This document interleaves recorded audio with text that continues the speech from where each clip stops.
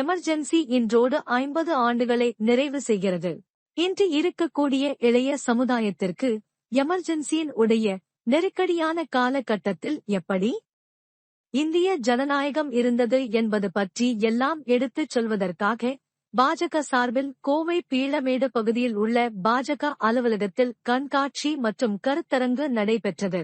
இதில் கலந்து கொண்ட பாஜக தேசிய மகளிர் அணி தலைவரும் கோவை தெற்கு சட்டமன்ற உறுப்பினருமான வானதி சீனிவாசன் செய்தியாளர்களை சந்தித்தார். அப்போது பேசிய அவர், க கூட்டணி மிகவும் ஸ்ட்ராங்காக இருக்கிறது. இதை எந்தவித சக்தியாலும் உடைக்க முடியாது.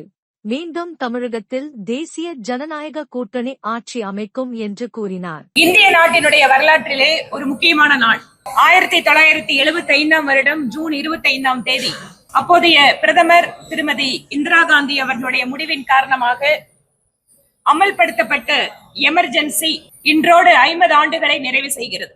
இன்று இருக்கக்கூடிய இளைய சமுதாயத்திற்கு எமர்ஜென்சியினுடைய தீமைகள், அதனால் விளைந்த விளைவுகள், எப்படி ஒரு நெருக்கடியான இருண்ட காலகட்டத்தில் இந்திய ஜனநாயகம் இருந்தது என்பதை பற்றியெல்லாம் எடுத்துச் சொல்வதற்காக பாரதிய ஜனதா கட்சியின் சார்பில் இன்று நாடு முழுவதும் பத்திரிகையாளர்கள் சந்திப்பும், அதையொட்டி கண்காட்சி, கருத்தரங்கம் போன்ற நிகழ்வுகளும் ஏற்பாடு செய்யப்பட்டிருக்கிறது.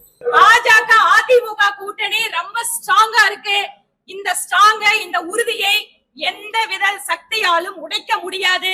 மீண்டும் தமிழகத்தில் தேசிய ஜனநாயக கூட்டணி ஆட்சி தான். நீங்க பாருங்க, ஒவ்வொரு கட்சிக்கும் ஒரு கொள்கை இருக்கிறது, ஒவ்வொரு சித்தாந்தம் இருக்கிறது. அவங்க அந்தந்த சித்தாந்தத்துல தெளிவா இருக்கும். நான் இப்ப கேட்டேன் உங்ககிட்ட, நெருக்கடி நிலை காலத்துல விசாவில இன்றைய முதலமைச்சரை ஜெயில போட்டு அடிச்சு துன்பப்படுத்தியது யாருங்க? காங்கிரஸ் கட்சி. இன்னைக்கு நெருக்கடி நிலை காலகட்டத்தில் அவங்க 2 பேரும் ஒன்னா உட்கார்ந்து மேடையில எமர்ஜென்சி பத்தி பேசுவாங்களா? இதே விடுதலை சிறுத்தைகள் கட்சி எத்தனை முரண்பாடுகளை திமுக அரசு பத்தி மேல வச்சிருக்காங்க. கம்யூனிஸ்ட் கட்சி இதே கார்பரேஷன், நீங்க எல்லாம் கோயம்புத்தூர்ல இருக்கீங்க, கோயம்புத்தூர் கார்பரேஷன்ல கம்யூனிஸ்ட் கட்சி ஆர்ப்பாட்டம் நடத்தலையா? அவங்களுக்குள்ள பிரச்சனையே இல்லையா? அதை பத்தி மட்டும் யாருமே பேச மாட்டேங்கிறீங்க. இங்க மட்டும் திமுக அதிமுக பாஜக உடனே விரிசல்.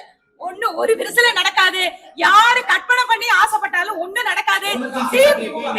திமுக கவர்மெண்ட் வீட்டுக்கு போறது உறுதிங்க.